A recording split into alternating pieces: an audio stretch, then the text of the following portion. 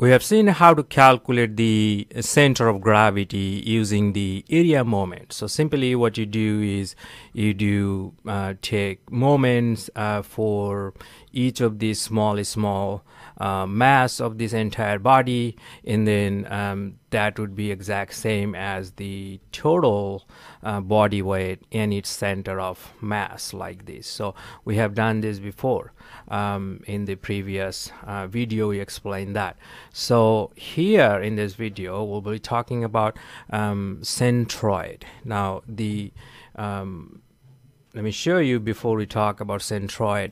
So if you look around construction material, the white flange beam or some wood section, they're all very symmetric, they're uniform. So when you calculate the weight using the volume and the density, you can actually cancel a lot of those constants like the gravity constant, the density of the material, and you can express this mass moment using simply area moment, cross-sectional area. So you can do simply summation of all small area and its center of gravity. That will be same as the total area and its total center of gravity.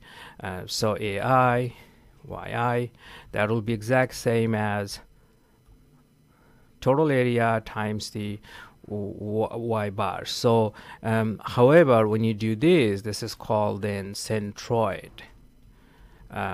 You get exact same point by doing either of these, and this is called center of gravity, and therefore sometimes they are interchangeable. Now in this example, what you're seeing here is called a stressed limo. You probably heard about it. So basically what they do in a stressed limo, they use a large SUV and then they cut into two pieces. Like this one is an Escalade, so they cut in the middle and then they insert a section in the middle. And you see these two guys, they are actually attaching they cut this big car into two pieces, probably an SUV, and then they're basically attaching a section in the middle so that they can have a very long stress limo where you can put all the fancy luxury stuffs in there. And sometimes the load calculation are not really done properly. They are famous for collapsing from the middle. So in this example we are actually doing that.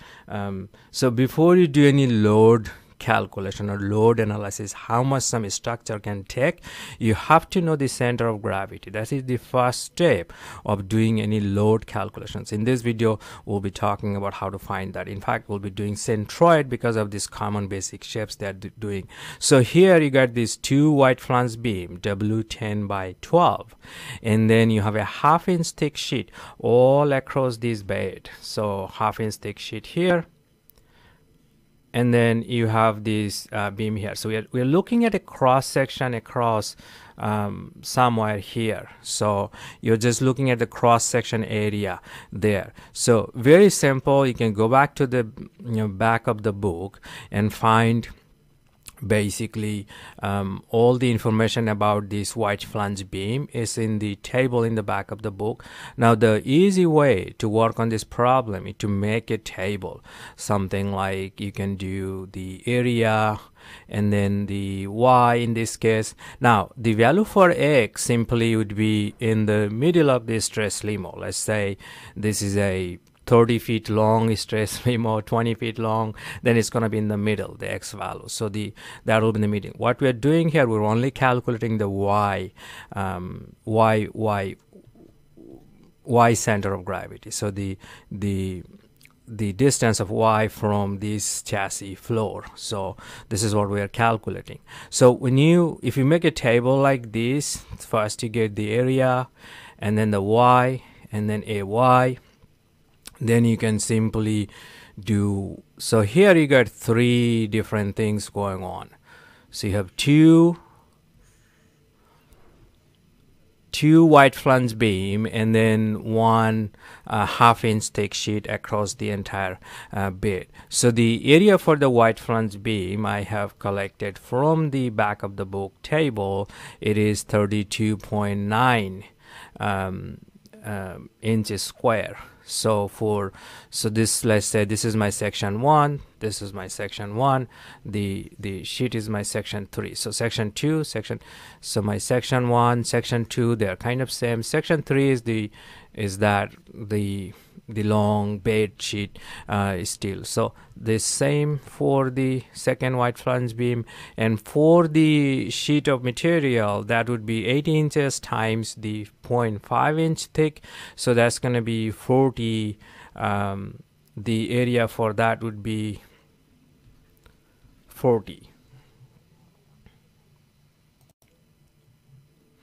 And then the Y bar from the table, I found this distance is the half of this distance. So this is D. So the Y bar for this beam would be D by 2, which I found. You can get this from the table. The D value is 11.4. So D by 2 would be 5.7. So this is 5.7. This is also for the second wide flange beam, also 5.7. And for this piece right here, the half-inch thick sheet, that will be that 11.4 plus half of these. So that's going to be 11.4.